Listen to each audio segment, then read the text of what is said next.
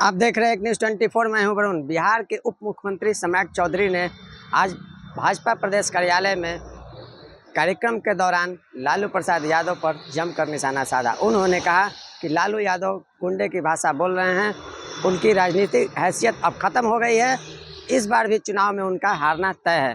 आप वीडियो में देखिए बिहार के उप मुख्यमंत्री सम्राट चौधरी क्या कुछ कह रहे हैं। पार्टी के राष्ट्रीय अध्यक्ष जी ने कल पहला सदस्यता अभियान की शुरुआत की और देश जाकर राष्ट्रीय स्तर पर, प्रदेश स्तर पर, आज प्रदेश स्तर पर इसकी शुरुआत हुई और कल और परसों कल प्रमंडल स्तर पर और उसके बाद जिला के स्तर पर, मंडल के स्तर पर, पंचायत के स्तर पर इस पूरे अभियान की शुरुआत भारतीय जनता पार्टी करेगी सर। लेकिन हमारे लिए चैलेंज है साथियों कि पिछले 2 बार के सदस्यता में हम लोगों ने करोड़ों लोगों को सदस्य बनाने का काम किया था।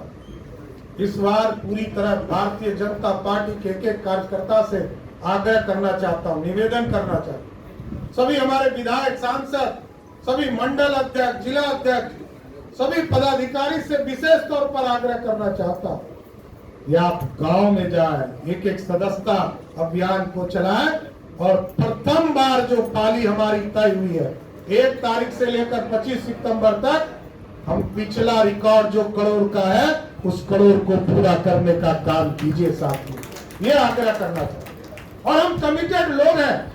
भारतीय जनता पार्टी की शुरुआत जनसंघ के, जैसा कि बीकू भाई साहब ने बताया, जिस विचारधारा को लेकर चल रहे हैं, ये कमिटमेंट वाली पार्टी, हम जरूर बताने का काम कीजिए। भारतीय जनता पार्टी ने 3 कमिटमेंट इस देश के साथ किया साथियों।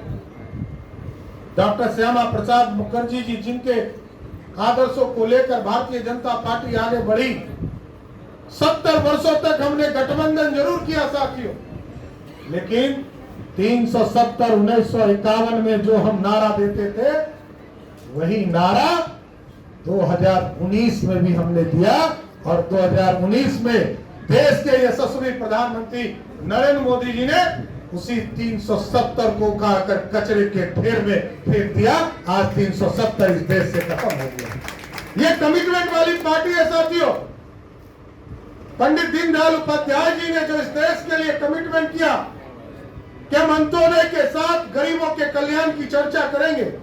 जब सर्वदय अटल बिहारी वाजपेयी जी देश के प्रधानमंत्री बने तो अंत्योदय की चर्चा हुई और नरेंद्र मोदी जी ने तो कमिटमेंट, गरीबों के लिए कमिटमेंट था, गरीब कल्याण के लगभग 350 योजना चलाए और हम कमिटेड थे।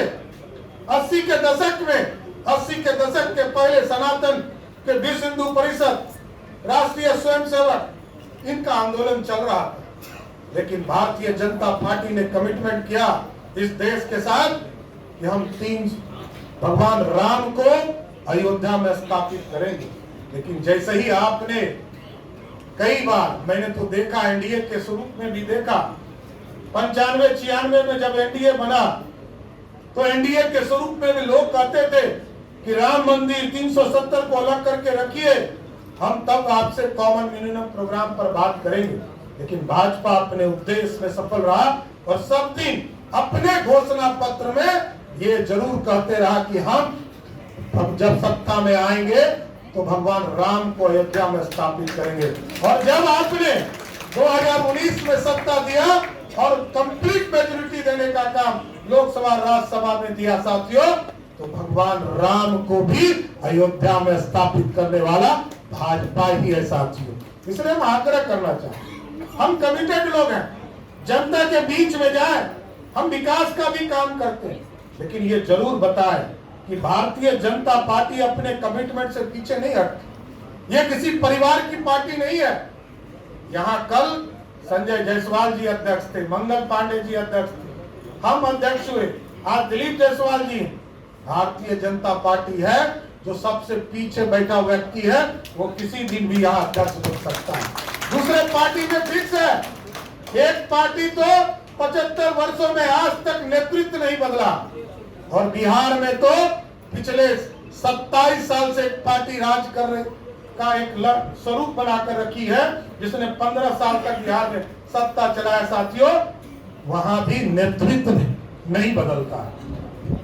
वहां मंत्री बन सकते हो, विधायक बन सकते हो, सत्ता के केंद्र तक नहीं पहुंच सकते। यहाँ एक मंडल अध्यक्ष, एक बूथ अध्यक्ष शीर्ष के नेतृत्व तक पहुंचता है।